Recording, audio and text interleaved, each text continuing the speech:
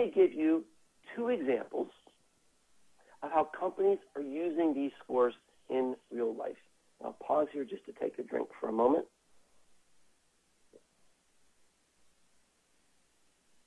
And thank you for being so patient with my raspy voice today. Of course, I know you don't really have a choice. So let's talk about these case studies. And I think this is the most fascinating part of this book that I wrote, Return on Influence. I've got a whole chapter of these case studies that have never been seen before.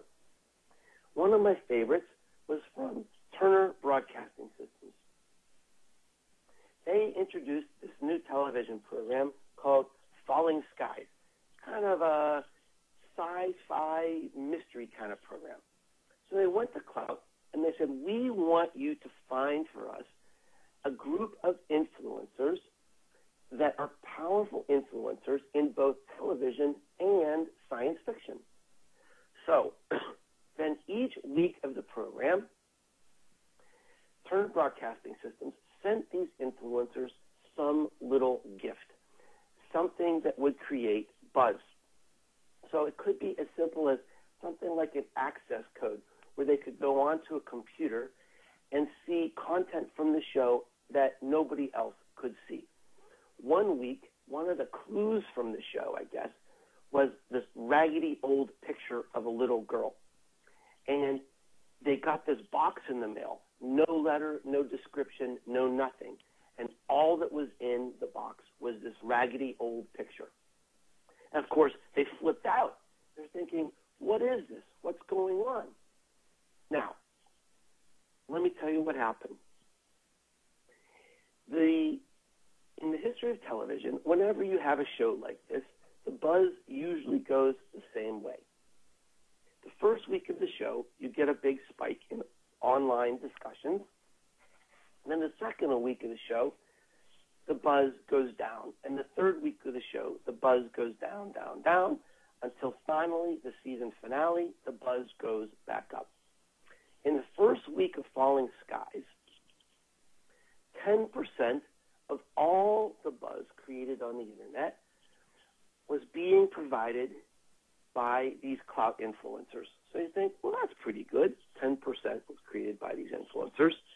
But then the second week of the show, something happened that they had never seen before. The buzz went up. And in the third week, the buzz went up until the final week of the show. 60% of all the buzz on the internet was being created by this group of Klout influencers. But something even more remarkable happened. These influencers became aware of each other, and they started to get to know each other, and they formed a community, an online community around this television show. And when the show was over, they said, we like this. We're having fun. Can we keep going? They had built an emotional connection between their product and these people who they had never heard of before through this Klout program. Now, one other idea, I think a very creative way of how these scores were used was in a public relations example. And this comes from Burson Marsteller, the largest PR firm in the world, and their headquarters in New York City. One of their largest customers was a very, very important bank in New York City. And some misinformation came out around this bank. This is information that could be very damaging to the bank. And a blogger got a hold of this and started blogging about this information. Now, what would you have done 5 years ago? Your only option would be to call a press conference to try to clear up the information.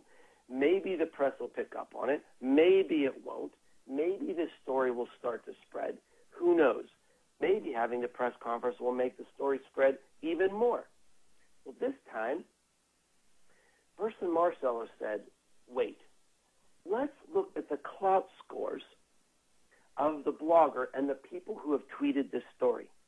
And they found that the Klout scores were very low. So they said, let's not do anything.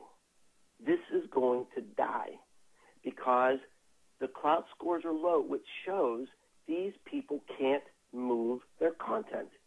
And they were right. So I thought this was very creative, how they use these clout scores almost as a predictive model. I cover lots of ideas, lots of best practices in the book. But quickly, let me go over 5 big benefits that these companies are finding from what they call these social perks programs. The first one is authentic advocacy. What I mean by this is, let's say you've got a sandwich shop in your town, and you take an ad in the newspaper that says, we have the best sandwiches in town. Now, compare that to having one of these powerful word-of-mouth influencers in your store tweeting and posting about how delicious your sandwiches is, tweeting saying, this is the most delicious sandwich I ever had. And, oh, by the way, here's a picture of it. And then people start saying, well, that's fantastic. That looks really good. Where are you? Oh, well, I'll check in the Foursquare so you can see where I am. So this powerful word-of-mouth advocacy is shown to be 50 times or more effective than traditional advertising. Now, this is a relatively new marketing channel, but it's also being seen as being very cost-effective. Some of the first programs are saying, the people are coming back saying, in terms of cost per impressions, this is very favorable, or maybe even more cost-effective than advertising. Companies are also embracing this because it's something new. It's a fresh way to connect and find these authentic brand advocates, and they can integrate this into different traditional marketing channels. It can also create a powerful feedback loop, because instead of providing gifts and samples coming right from the brand, one of the things these companies are doing is they're saying, not only are we going to give you a gift, we're going to give you a gift that you can also give to your other friends. So I saw just last week, Lipton Tea had this promotion. You could get free samples of tea and then additional free samples of tea to give to your friends. So the samples aren't coming from a company. They're coming from your trusted friends. And then finally, there is this benefit that there's a brand buffer. So instead of you getting something in the mail from, let's say, Procter & Gamble, and then you think, oh, great, now I'm on some mailing list. What's going to happen next? There's a big difference. There's a big new validation when you get something from Clout that says, we are rewarding you for your influence. Congratulations.